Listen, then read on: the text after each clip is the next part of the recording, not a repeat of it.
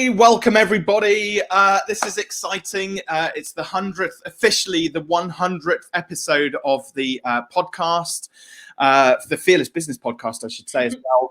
I probably should have got some poppers and streamers, and we should have had little party hats on, Jess. And should have like an actual Zoom background or something like that. Well, yeah, but no, there's no great kind of fanfare or anything like that. It's just 100 episodes of the podcast, isn't it? So we're going to be keeping an eye on the chat as well. So if you do have any comments, if you want to celebrate with us, if you're an avid listener of the podcast, or if you just want to put some spurious comment in there and talk about my choice of clothes, or I don't know, my back, I don't know, whatever, just chuck some stuff in the comments. Let us know that you're listening in.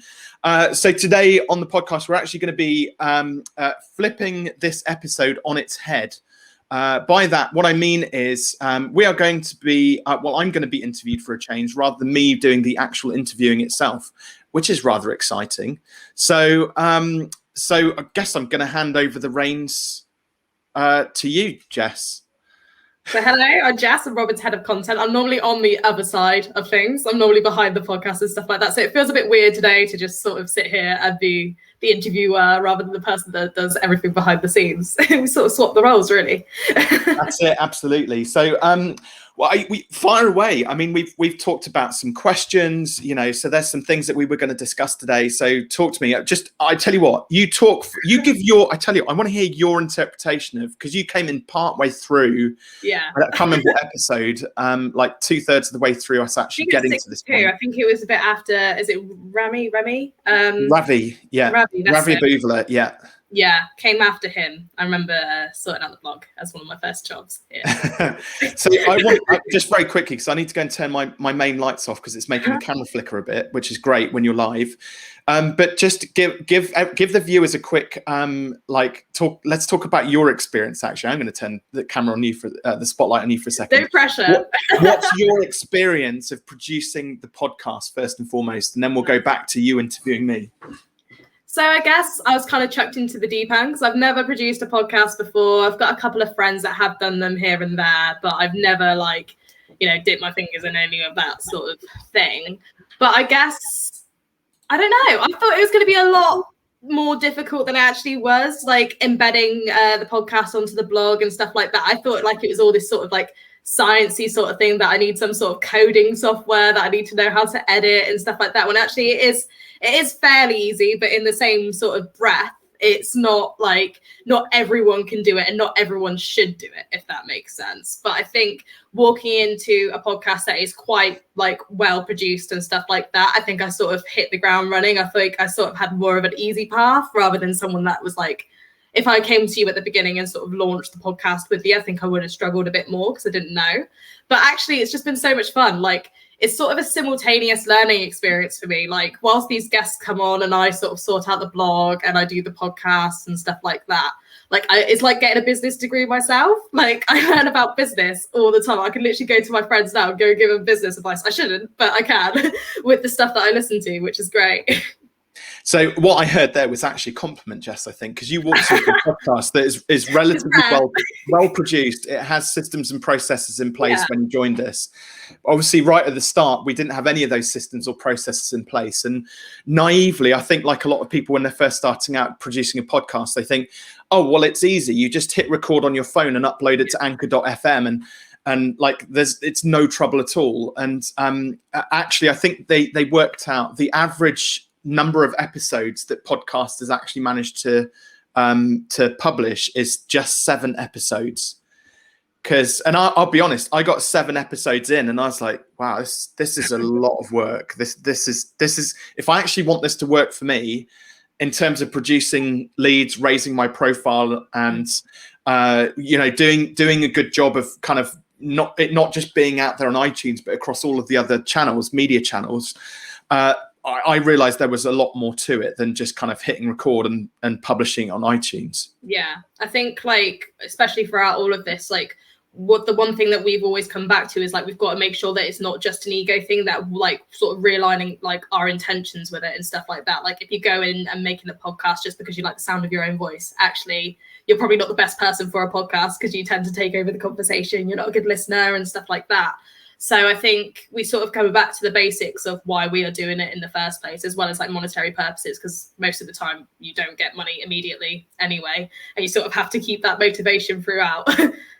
Yeah, and I suppose like one of the good places to start is actually probably maybe we should talk about some of the mistakes I made at the start, because you weren't party to those. No. Albeit you have been a party to me kind of tearing my hair out at various points during the process since you joined it. I mean, obviously, I'm an amazing person to work for, Jess, aren't I? But yeah. There is also when you're running a busy business, you know, with somebody like me, and I can get quite highly strung when things get a little bit too much. But so some of the mistakes that I made to start off with, well, the first one was I not planning properly. So I kind of came up with the topics like off the hoof and talked for a bit, and actually they came out okay. But I then realized that actually there's, again, to make the episode unique and give it a bit of flavor and a bit of character, that sort of ad hocness to it wasn't going to work. Yeah. So there is now a little bit more kind of thought which goes into the planning processes, which we'll come on to a bit later on. And so I thought, well, an easy way to create content for a podcast was to have guests come in.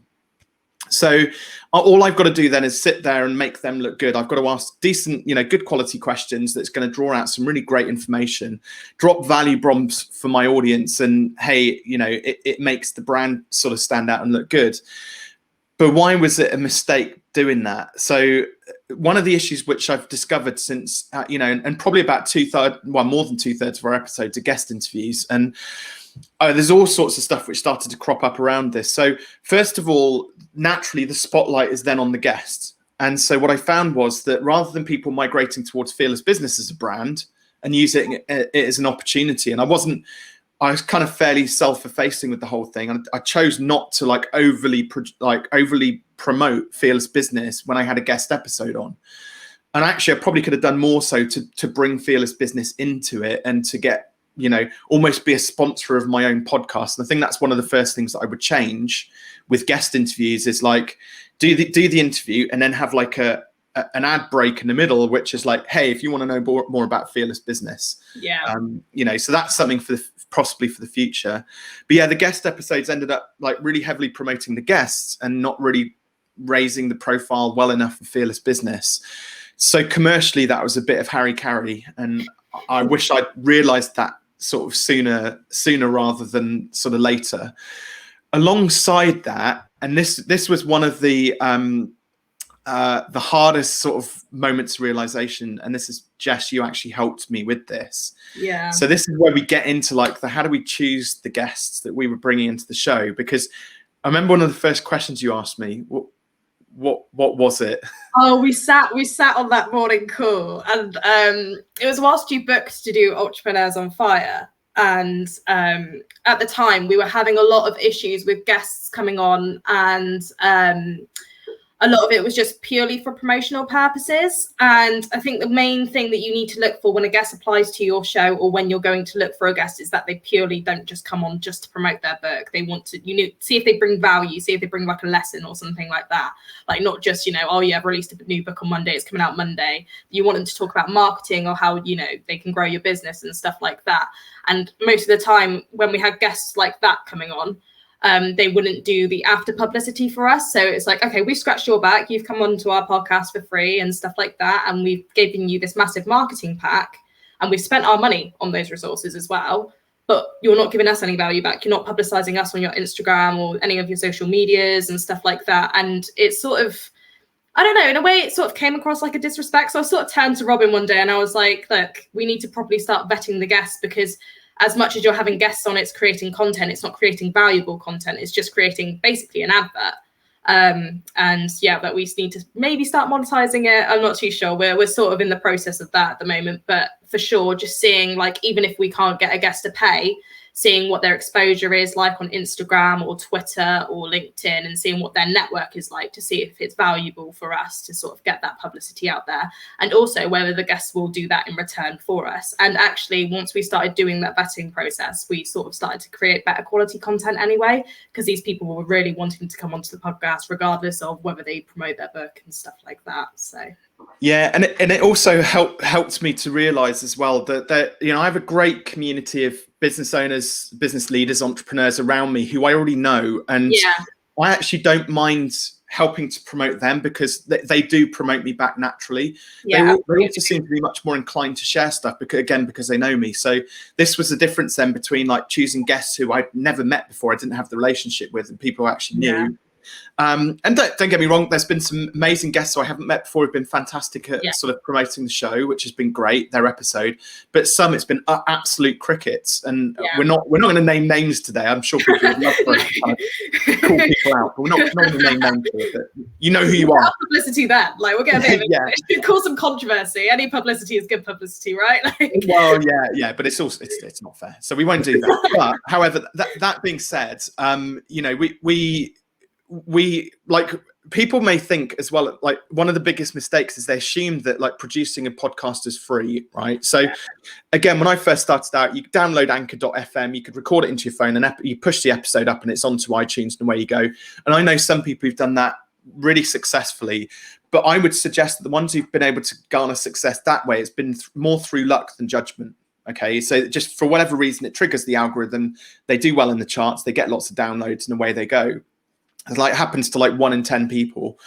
For the rest of us mere mortal human beings, like you have to be leveraging other channels. So with Jess's help, we've done a lot more work on, for example, making sure that we include the episode in a blog, that we slice the episodes up and we upload 2 or 3 or 4 videos up onto YouTube. So they're all optimized pieces of content. We make, we make sure that we share that information on, albeit I wasn't doing it very particularly well at all before Jess came along, but on Instagram and things like that as well. So each episode has this marketing pack that Jess mentioned that we then use to promote the episode. We use to promote the guest when we have them on in the future. And we'll be talking about the future of the podcast a bit later on, but it'll be used to promote Fearless Business and my profile, taking ego out the side of it. I've got to be commercial about it. But one of the things is like the cost to produce it. Now, Jess, did you realize how much it would have cost to produce a podcast before you started working for Fearless? No, because I think a lot of my friends that do podcasts, they literally, it's the same sort of thing. Like they buy a microphone and stuff like that, and then they all edit it themselves. They don't have any, but then they do it as a hobby. They don't do it as like a sort of a lead generator or like a business investment or like a promotion investment. They do it because they're passionate about something, which you are. But in the same breath, like you have a secondary purpose towards that. But I honestly, I can't like, there's just so much that goes into it. Like I do half of the job, like if you think about it, because you pass it on to like James, the sound editor and stuff like that. And sometimes we get Eden, our video editor and stuff like that. And even then, like it's a lot of work for me. And you're also paying me, and I'm your content manager. And then you're paying James, your sound editor, and you're paying Eden. And then we had Megan that did the blogs as well. Like I didn't realize like how much you have to invest in multiple resources so it doesn't affect like your own life and it doesn't take over, and that you're not actually like wasting your own time as well, if that makes sense. Like, yeah, because I think as much this is the thing. This is the thing. Like you mentioned, I didn't even when we chose this question to talk about today, I didn't even consider kit, right? Yeah, that microphone alone. This is a professional. It's a Rode Podcaster professional microphone, £200, right? Plus, then I've got my DSLR, which that's another £1,000. Plus, I've got, for the video, the light ring, that's another £150. Plus, and all these things keep on adding up. So the kit alone to do a, well, this is more of a video podcast. It's not just an audio only. We do the video as well. So that's enough. Then you got the software costs on top of that, and those are subscriptions that ranges up to sort of low hundreds of pounds. James, it costs about £50 an episode to get the editor, the audio edited. Eden is about £30 or £40 a video, isn't it, to get her to do her piece of like cutting up the snippets, plus your fees, plus. It just keeps on like mounting up. So I think I worked out per episode, it was costing in excess of £250 an episode. I just found that out now. I didn't even know that. Yeah, right. So you think we're on the 100th episode here? How many guest interviews we've done and all the videos that have gone up there? I mean, thousands. It's cost thousands and thousands of pounds to produce this podcast over the last couple of years, and it mounts up. And I'm scratching my head going, where's all my marketing budget gone? This is just nuts. Well, it's gone into the podcast, hopefully to produce great quality content that people can lean into and enjoy and listen to. Yeah, hopefully people are enjoying it. But like I said, there's a bandwidth here. You can go way overproduce like I like to do, and I call it doing it properly, but some people may call it overdoing it slightly. At the other end of the spectrum, you can do it for free, but you're gonna lose audio quality. You're not going to get all of the extra assets there. And more importantly, it's going to take up an awful lot of your time. So before I hired James, before I hired Jess, before I hired Eden to do all of these different like roles within the podcast production, guess who was doing it all? Me, Muggins. So Mrs. Waite is getting now really annoyed with me because I come out at 10 o'clock at night to go and finish up editing a couple of podcast episodes, which would take me 2, 3, 4, 5 hours, and then to publish it and promote it and the rest of it. It's crazy. Like when you get to this level. Yeah, and I mean, you had a background as well in marketing and web design and stuff like that, so you could get to the grips with this editing software quite easily. But for someone that's like a novice that has never edited sound design or anything like that before, I'm sure it would take twice as longer than 4 or 5 hours, because it was probably taking 10 hours, right, to just edit a podcast. That's it. And that's will you tell us, how long does it take now to take let's take a guest episode? How long does it actually take to, one, we've got the recording time, so that's an hour of my time and to get all the kit set up and a bit of admin to organize it and stuff. But then I do the handover to the team. How long does it actually take? I mean, for James, I think James is very skilled. It takes him, I think, about a turnaround of 2 days. Typically, I'd say that's sort of an average, once he's got a couple of podcasts.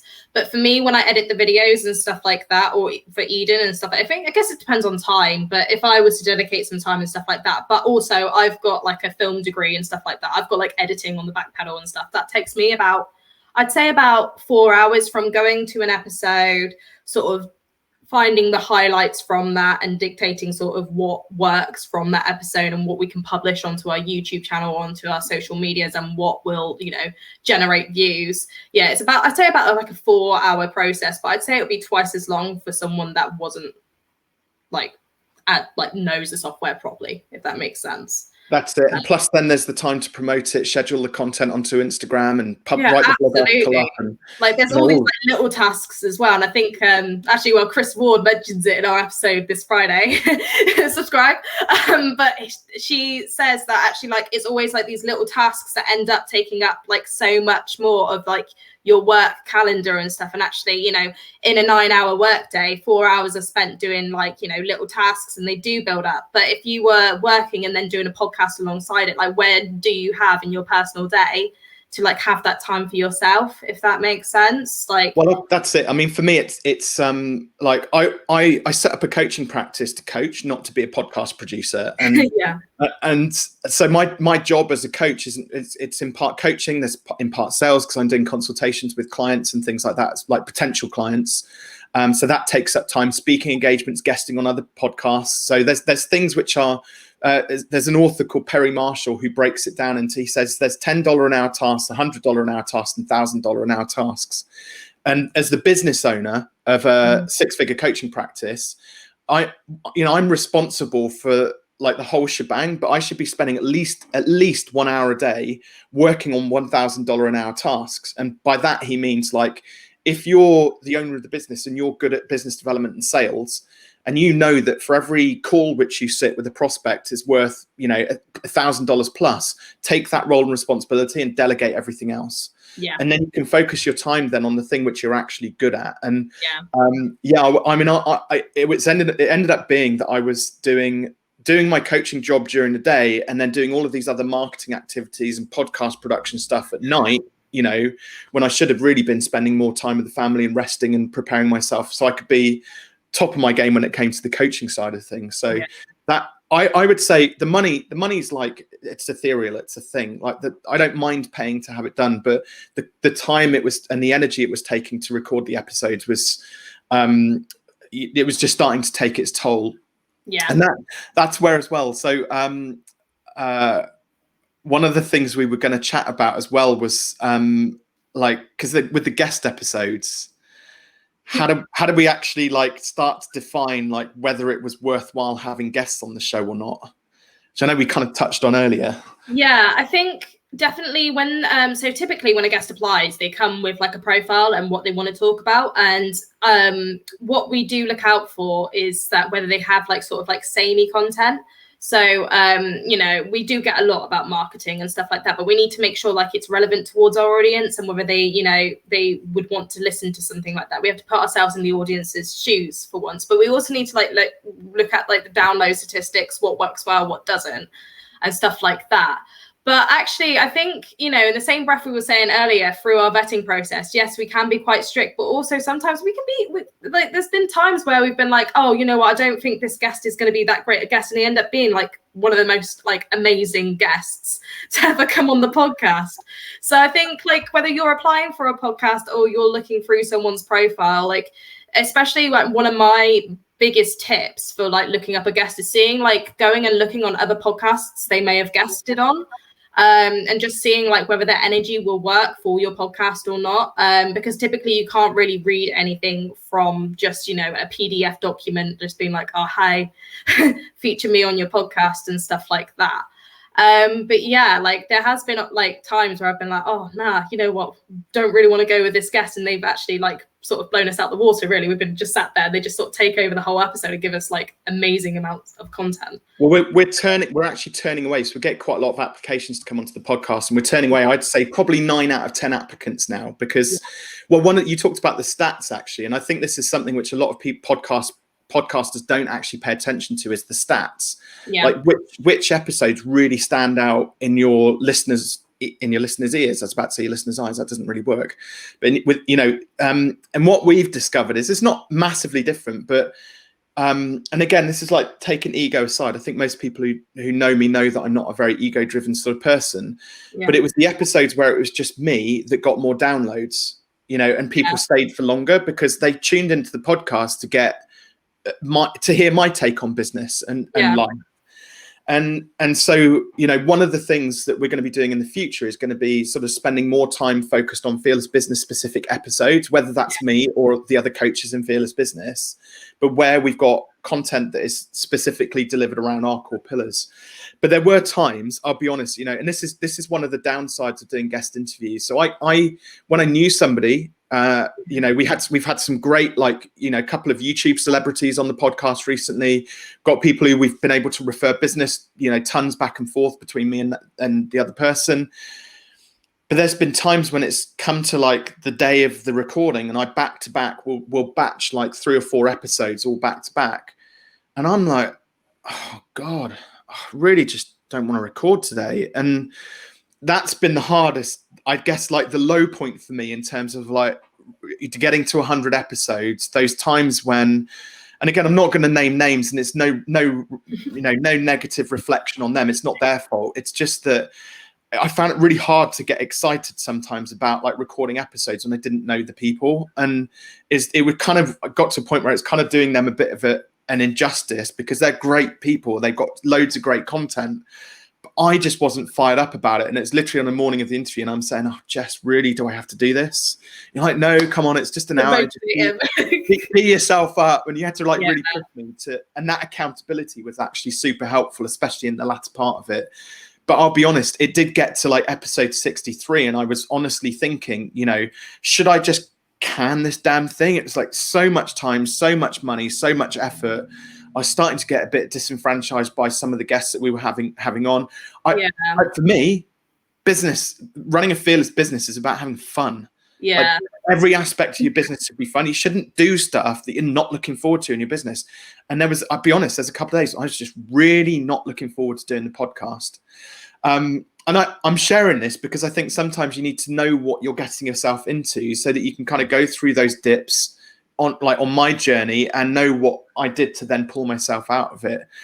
And all it was just like, so there was a couple of things which were like really pivotal that happened around episode sort of 63-ish. Yeah. One I hired somebody to help me out, Jess. Okay. So, and she kicks my ass. So, and tells me to like pull up my big girl pants and all that sort of shit, just to kind of like move things along. The second thing which was really interesting. So I got to episode 63 and it wasn't until episode 63 where I thought, why am I doing this? Now that's a question I should have asked myself on episode 1, not 63 episodes in. Yeah. And that's where, you know, we talked about earlier on about being more commercial about it. But then I was like, right, I need to look back. Have I made money? Have I made my money back? Has this actually been worth it? Okay, to get to this point? Because otherwise, if it's not, if the evidence isn't there, I'll sack it off. I'll move on to something else, like marketing wise, because there's 1,000,001 different things we could do. And so I look back, and yes, it's produced the odd client. Okay, so that's fine. So ROI wise, we've made our money back in terms of enrollments into the Fearless Business Accelerator, which has been fantastic. And we've got some great clients that way. It's a great way to build rapport. But excuse me, I didn't realize there was a couple of little Brucey bonuses that we'd actually got very early on in the podcast that I hadn't paid really any attention to. So in the space of 1 week, around about episode 63, I got 2 phone calls. Okay. The first one was from a big tech brand. Some of you may have heard of them, Microsoft. And I ended up speaking at the Google partner. It was the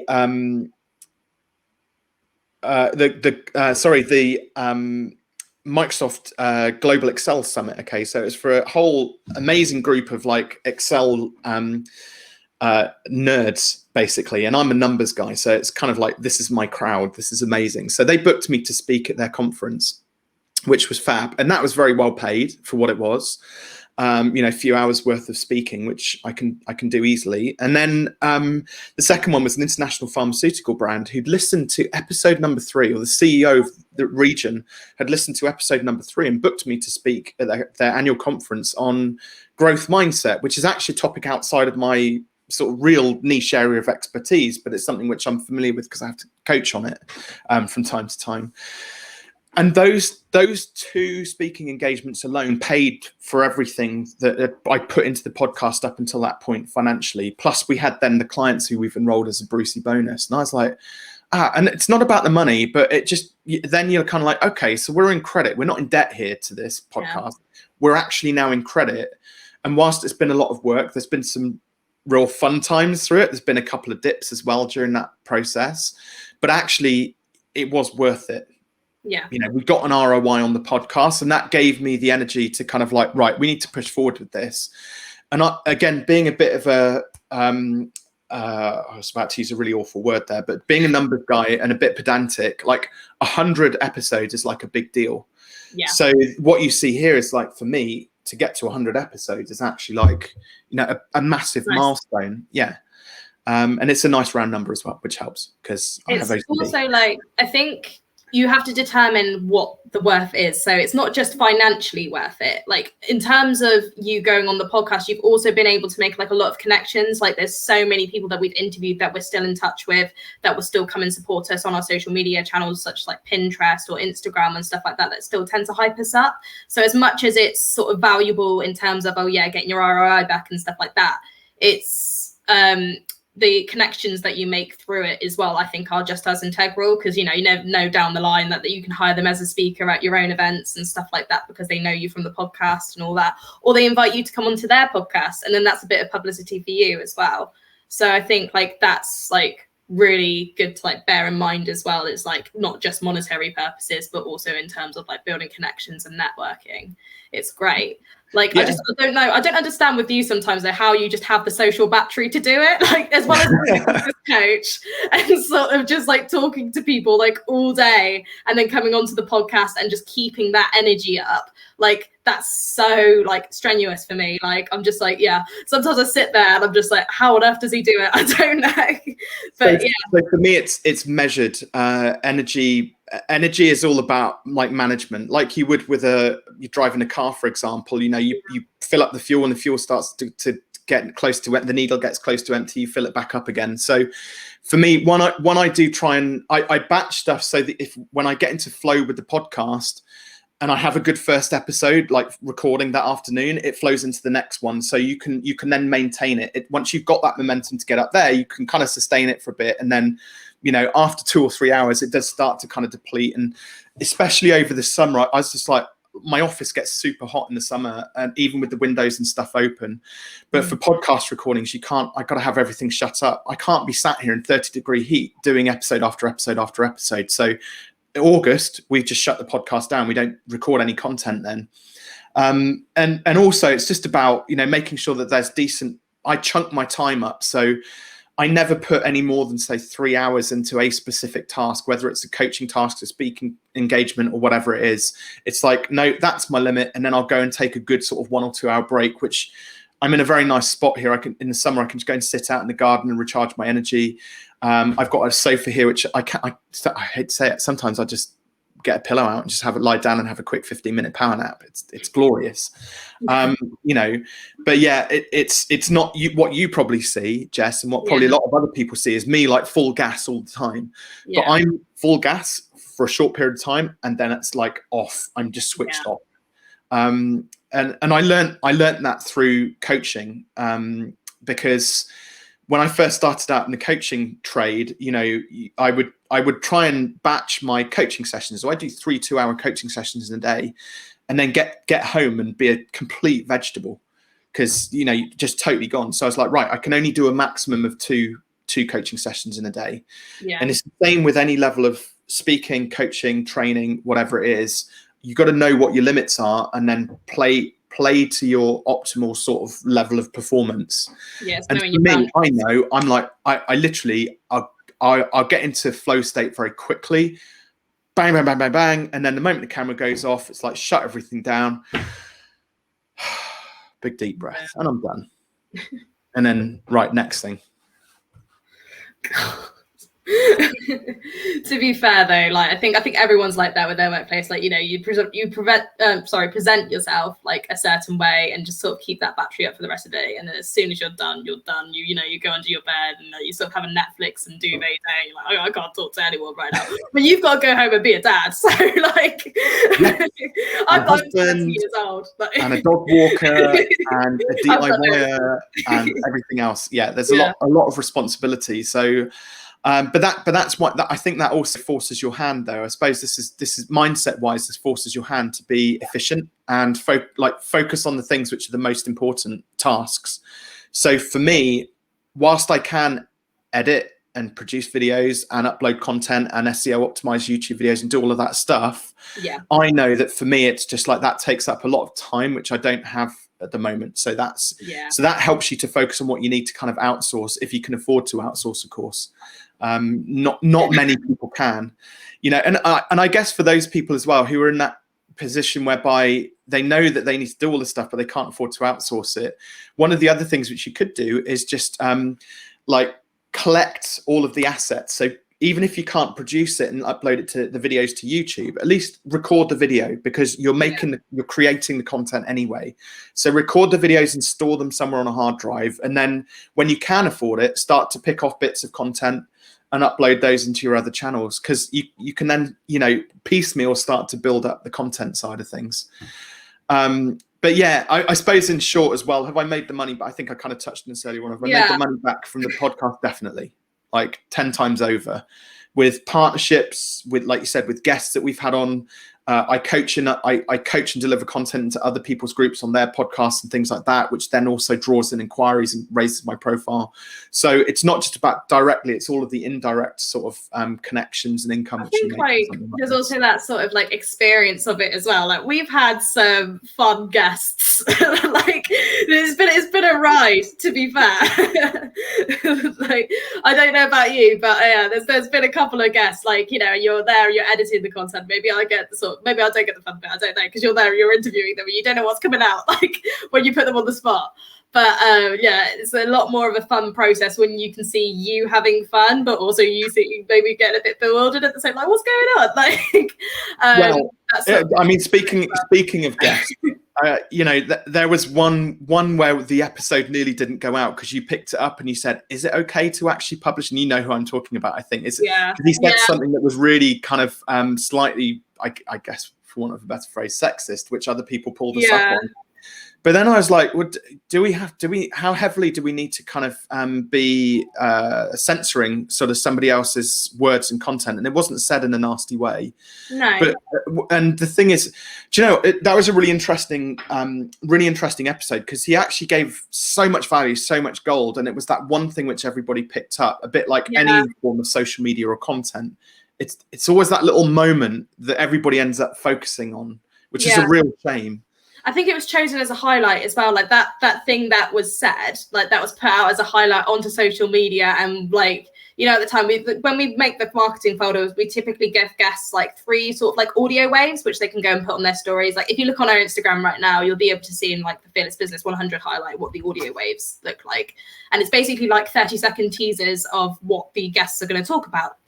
And yeah, I think probably where we sort of went wrong there is that we chose one of the audio teasers without fully vetting it first.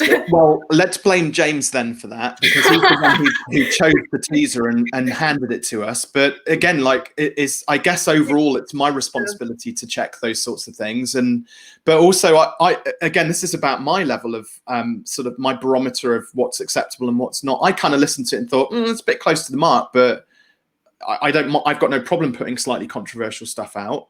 No. But then very quickly it got picked up on social, and actually it started, and this was actually a real positive from that particular teaser that we put out.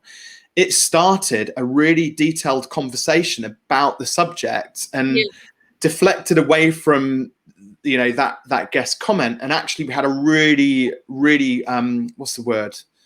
A really great conversation about it. It was something which needed to be aired and something which needed to be talked about, and it was really constructive. That was the word I was looking for. Yeah, and I mean, this was probably near to when I first started as well. So like, it sort of laid the foundation for me anyway, what I should look out for when promoting content and stuff as well. Like, I think like every experience like sort of bleeds into what we can learn from it and how we can grow. And that definitely helped us, I think, in terms of like going forward within the podcast and sort of like knowing what to look out for with guests and also how to handle it. I think we nipped it in the bud quite well. And also, like, well, from what you can see here, we have definitely like learned from it, and you'll definitely have taken accountability and be like, oh, sorry, we didn't realize. But it's the fact that we can laugh about it as well now, and that we didn't mean anything by it. So. Yeah, and it's the question I've put in here as well is like, who is my favorite guest? And it's very hard because it's a bit like picking your favorite child. But there are some episodes which kind of stand out. For me, you know, there's we've had some very well-known authors on the channel, and somebody like Marcus Sheridan, who comes onto the podcast, and he's one of our 100th episodes, sort of relaunch episodes, well worth checking out. But like, super high energy, super enthusiastic about his business. He's been in business for a long time, had tremendous success. I'd seen him, we hadn't met before in person, but I'd seen him speak at an event a couple of years ago as well. And somebody like him, I know, is going to like really fire people up and really add value to people's lives. And he just brought the right level of energy to the podcast, and it makes it so fun when you have guests like that. Yeah. You know, we've had also coming up in the 100th episode, you know, we've had 2 amazing like YouTubers on the channel too. So in Ali Abdaal and James Jenny, you know, between them, they've got close to 3 million subscribers. And again, that what's different about those 2 is that they're not out and out business people, and it was really interesting getting non-businessy people into onto the podcast to talk about raising profile for business owners, for example. And that said, actually, when I say they're not business, like Ali Abdaal's business is like, you know, $3 million a year revenue. So it is a proper business. He's got like 15 employees now, and, you know, it's growing all the time. But he didn't set out for it to necessarily be a business like that, a commercial thing. It just so happened. And so it's having that mixture of guests. But I tell you what, one of my standout moments had to be Dan Chan, the Magic Man. So it's the hypnotizing, wasn't it? Yeah, so that a bit of a backstory, obviously. So he does magic, okay. So and things like that, hypnotism and whatnot. And the interview was a little bit stilted. It was a bit like, felt a bit awkward as we were going through it. And he delivered so much value because actually he talked about how he generated, lockdown happened and he had to rebuild his business because it was all based on live shows, and he ended up doing over 250 shows throughout the first 12 months of lockdown to a multitude of corporate clients. We got to hear about his approach to getting those amazing like blue chip clients. Like he knew what he was, didn't he? But there was one point, wasn't there, partway through, and it was the only time I think this has ever happened. There's episodes where I've kind of like zoned out a little bit, but on this particular episode, I was stumped. And I don't know from your perspective when you were watching the video back. It was a bit odd because it not only I don't know, he did some sort of mind trick on you. He did something with a star as well and like an elastic band. I remember that. But like it not only had an effect on you, it had an effect on our blog writer at the time, and it also had an effect on our editor. And we were all just like, what's going on? Like, you know what I mean? Like it's a really weird mentality to describe it, but it was just sort of like he got me into a complete trance. And I don't know whether I jokingly said, because there was about 10 seconds where I was kind of just dumbfounded looking at the camera. And then the only thing I could think of saying was, you've just done it to me, haven't you? You just hypnotized me. And he kind of went, like, I might have done. He didn't say yes or no, did he? But he kind of alluded to the fact that's how he gets his clients. That's how he gets his clients. But do you know what? Actually, that made it an incredibly memorable experience. And you can see how, he's clearly like got his craft absolutely nailed down. But it's not just the craft of magic, the craft of business as well. He knows how to communicate with people at a very high level. So that was really interesting. And then there's just other ones where, what would be your other sort of standout guests that we've had on? I'd say, you get these big time authors and stuff like that, but actually one of my favorite ones had to be Sandra Ade, who is the millennial coach. Like she brought so much value, and literally I don't typically tend to listen to business podcasts, shocker, but I don't. And I would genuinely listen to that episode. Like she just she was so charismatic, but also just gave so much value throughout our episode. And she wasn't she had a corporate background and stuff like that, but sometimes you don't need like these big time authors or YouTubers or anything like that. Like actually some of the best guests that you have that come on are sort of other podcast hosts or other people in the same boat as us looking to, grow their business and also get the word out there about their business. And actually they've probably gone through the most experience so far because they're still in that stage of things and probably can provide the most insight. Sandra was a great guest as well because he was probably just one of the most experienced coaches we've had on the podcast. Absolutely. We just talked about the coaching space and how to get the most out of clients and how to operate at the highest level as a coach and various things like that. What's interesting is we very nearly didn't have her on the show because during what was going to be the interview, she thought it was a pre-interview. And this is, again, massive learning for me was that guests need different types of prep. Some are just let's go for it. Others need to have a bit of a chat before to get to know them. So this is the rapport building where you actually, I prefer to choose now coach guests who I have got that rapport with. I already know them. I have that relationship with. Yeah. So Sandra and I had this kind of part where we're like, are we recording? We're not recording? No, actually, let's just have a conversation. Let's just get to know one another. And then as a second, bite at the cherry, we then recorded the episode, which ended up, I think, being possibly one of the best, top 5 episodes, I think, out of the entire podcast. And that's not knocking any of the other episodes. No. But she held me to account. And that's what I massively respected her for doing that. It was a big learning. And it also made me realize that 1, we need to do our due diligence. 2, I need to put a bit of extra effort into the relationships I'm building around the podcast. Yeah. Which naively I thought, well, I'm the host, everybody. It's like, Johnny Big Bollocks here. It's my podcast, and they should all kind of bow down to Robin. Not that I necessarily think like that, but it was I just went in a bit what's the word? That's what I'm looking for. Jess, help me out here. It's not that it's awkward. Not naive, but I can't think of the word. But anyway, and actually I realized that I was doing a bit of a disservice to the guests. Yeah. So it wasn't fair on them. I think she was so humble herself, and she was just so down to earth, and at the same time she provided so many value bombs. It sort of inspired me in a way. I don't know if it inspired you at all, but just the way she sort of composed herself and stuff like that. I was like, yeah, you know what? This is a great guest. And I liked listening to her. I genuinely enjoyed her episode, which is great. Yeah, and I think there was quite a big sort of turning point, wasn't there, at that point with the podcast, I think. Yeah, absolutely. And you can tell as well when you have a good guest on and through listening to it and stuff like that, like you have fun as well. And I think that's integral for the listeners listening to the podcast, because I think sometimes you can listen to some of the episodes and you can be like, oh, I didn't have as strong a connection there. But it sort of inspired us to the sort of types of guests that we do want on the show. And it's sort of like, I guess what we talked about earlier, you know, sort of through the whole vetting process and stuff like that, like what to look out for, I guess. But yeah, it was a good one. I really liked Casey Rossi as well. I'd say like in my top 5, I'd say is like Sandra Ade, Casey. Any energy levels, like if right, this is probably a good tip. If you're ever going to guest on a podcast, you need to be like 110% exaggerated version of yourself when you get on there.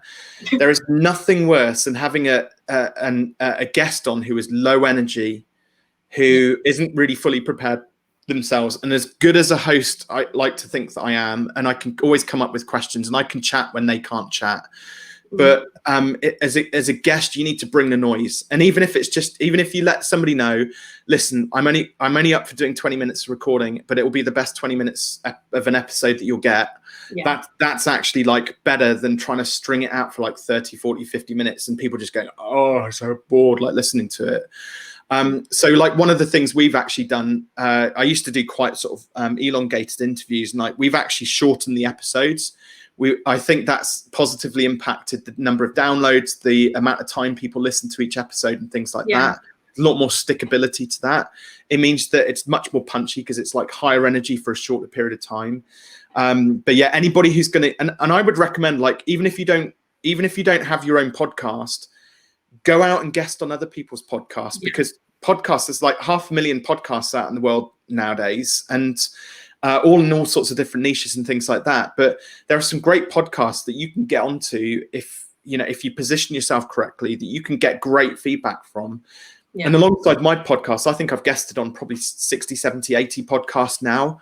And I get people who email me about a podcast I was a guest on 5 years ago, saying, hey, Robin, I listened to this episode. I would love to have a chat with you. So even if you're not going to do your own podcast, go and guest on other people's, because it's great for your profile. I think it's great. It's a great ego boost for you as well, though. Like, it's a great sort of motivator. Like, oh, hey, like, you know, I think if you ever got any imposter syndrome, I don't know if you get it still. You're the fearless business coach, but I still get it. Yeah. There's still those little moments, jangles of nerves whenever you definitely after you appeared on Entrepreneurs on Fire with Johnny Dumas, like, it's definitely, you sort of saw a change in your energy. Like, even that weekend you went home and you came back on the Monday and you were still like living off that buzz and stuff like that. And I think it's sort of like, not only does it help you get that exposure, it sort of puts that faith back into yourself that, hey, yeah, I'm a great guest, but I'm also good at what I do. So like, people want me to talk. Well, and if you want a good framework for your podcast, go and listen to Entrepreneurs on Fire. At least one episode, maybe my episode. That's a good idea. But go and check out like Johnny Dumas's podcast, because that guy's done 3,000 interviews. 3,000. I mean, I've just hit 100 episodes, and that's an effort. Imagine getting to 3,000 episodes. Granted, he started a lot earlier than I did, but the guy is a pro when it comes to like the structure of the podcast and how he answers the questions, how he summarizes the questions afterwards, how he introduces the guests, how he signs off the podcast episode, and really sets up like a call to action at the end of it. All of these things are like super, super important to get right on the podcasting side of things, that I've had to kind of learn over 100 episodes, kind of piecemeal, kind of bring it all together. Now I know how to make the most out of it for ideally for myself and also for the guests as well, so that they get the most out of it. But if you're thinking about starting a podcast, I'd just recommend, like, do this bit of planning now, get the structure set and straight first, do your research, like Jess said earlier on, listen to other podcasts and see what sort of style of podcast you want to do. And check out my episode on Entrepreneurs on Fire, because how John structured that interview, it's like it felt like that was one of the best interviews I'd given. Yeah, and I think it was so much fun as well. Like, it was sort of like as formal as it was just as informal. Like, he asked for your like sign off name and stuff like that. Like, he added an element of fun. Like, it was definitely it was a worthwhile investment going on there. Like, it was just like, yeah, it wasn't like a typical podcast, but it was a fun podcast for you to be on, and also just to promote as well and listen to. Like, it's great. Yeah, definitely recommend it. Definitely. So, right, this is the opportunity now to talk about what is the future of the Fearless Business podcast, because we've hit this milestone of 100 episodes. And there's a couple of things, like I've talked through kind of what I've learned through recording those episodes. We've talked about sort of guests that we've had on and structure of the podcast and stuff like that. Financially, what returns we've got from it. But, moving forward now, what we're actually going to be doing is we're going to be creating season 2 of the Fearless Business podcast. And the idea is actually we're going to be switching it up a little bit. So we've got more of a balance of Robin speaking, doing his own sort of cameo episodes, and a mixture of guest interviews. Much more with the guest interviews, it will be people who I know now and already have that relationship with, where I can really get the most out of the guests and also still have fun myself in that part of the process. But I think that the key thing for me is like the focus on having confidence in my own message, which when you have to switch on the camera, switch on the mic and talk about, like, it's second nature when somebody interviews me, and I have to get into that mindset that people want to listen to my message. I think part of it is just I can't remember what word you used earlier on, but there is a bit of imposter syndrome which kicks in when you're about to hit record of why would anybody want to listen to Robin, right? And so for me, I kind of have to now push that to one side and be the fearless business coach and deliver the content which I want to deliver, which means more episodes featuring Robin. And I hope that people are like, oh God, I wish he would stop droning on. We don't want to hear more of him. I hope it's the opposite to that. And people are like, God, they're really excited to get more tidbits of business advice from me. We will still, of course, have the guest interviews, but there will be slightly fewer of them interspersed in amongst the sort of the more fearless business-based content. And then, I kind of the doing another 100 episodes I find slightly daunting, but hey, let's see where the next 10 episodes go. One of your guests, Lorraine Bull, I think she's up to 500, I'm pretty sure, on hers. And I'm just like, how does she do it? Like, absolute motivation. But at the same time, I'm like, God.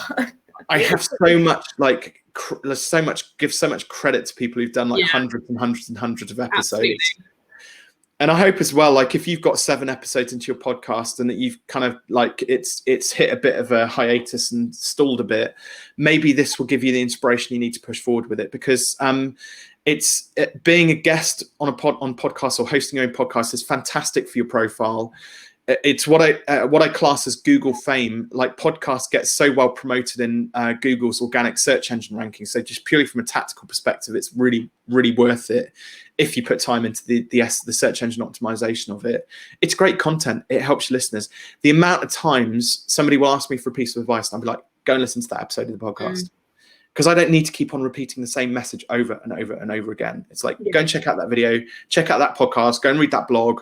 You know, they can go and like learn a bit for themselves and then come back with all of that extra knowledge and information. I think as well, like, I just want to sort of bring in a question here, because I'm not too sure whether like our guests or not our guests, but our listeners right now that are tuning into the podcast that are thinking about setting up their own podcast, like, what platform would you typically recommend? Because we did SoundCloud, we did Podbean, everything at the beginning. What platform do you recommend to use in order to ensure success and stuff like that within the first that's a proper tactical, practical question, Jess. It is. I mean, I know the answer to it, but I shifted it across from Anchor across into Podbean. I'm not knocking Anchor. There was just a couple of features that was just a bit annoying, so it kept on resetting the descriptions, like formatting. And I was like, my OCD kicks in. It's like, that looks but ugly. I'm not going to have that. So we switched across to Podbean, and actually, again, there was a couple of things which Podbean did, which actually gave it a little boost when we launched it. Yeah. It talks better to some of the analytics. So I use Chartable now to document sort of where it's appearing in the iTunes charts and things like that. It plugs in better to some of the review apps. So like reviews are critical for podcasts as well. So I can't remember what the review. I'll have to dig out the name of the review app which we use again, but just to track through reviews and things like that. But yeah, I suppose the critical thing is like, am I going to do another? I probably will end up doing another 100 episodes, because we've kind of got the formula now. It kind of like it's more effortless than it was before. What should we do for the 200th episode? Like, maybe we should don party hats like next time. Party hat streamers. Let's get some dancers in, some music and stuff. Have a bit of a proper party with it. Let's blame lockdown for the fact we haven't actually had a proper party, because we couldn't get in the room. But hey, we should wrap up now because it's been close to an hour, believe it or not. So I hope everybody's enjoyed this episode of the podcast. For any new listeners that we've got, if you've stuck it out to the end, your prize that you will win is a free copy of Take Your Shot. Where's my Weather Girl best impression? There it is. Let's Take Your Shot. You can get hold of a copy of that from fearless.biz/TYS for Take Your Shot. If you're in the UK, I'll actually sign a copy and stick it in the post to you. If you're overseas, then it'll be a PDF, or you can cross my hands with beer tokens and I will stick a copy in the post to you if you're lucky. But yeah, and then we've got a load of free resources as well over at the fearless.biz website. So if you're a coach, a consultant or freelancer and want to grow your business, that's the best place to tune into. And yeah, I guess we'll sign off now and see you for the next 100 episodes of the Fearless Business Podcast. Thank you, Jess, for all of your hard work that you've put into producing the podcast late. No worries. Your organisation and for keeping me motivated and on track with it all as well, because I do have a habit just to drift off and do other fun stuff. You kept me very focused. So I'm very grateful for all of the amazing work which you've done on the podcast. Yeah, it's been an absolute blast, I think, hasn't it? It's been great. Well, an absolute blast is questionable, but it's you have to say blast in my accent. But yeah, no, it's been a ride. Okay, we'll say that. Yeah. Awesome. Thanks for tuning in, folks. We'll catch up with you. Don't forget, we're going to be having, the latest 10 episodes we've got for the relaunch. If you enjoyed this, go and leave us a review as well. It really helps on iTunes with the algorithms and stuff. But I'm sure, tune in for the next 100 episodes. Appreciate your support and for listening in.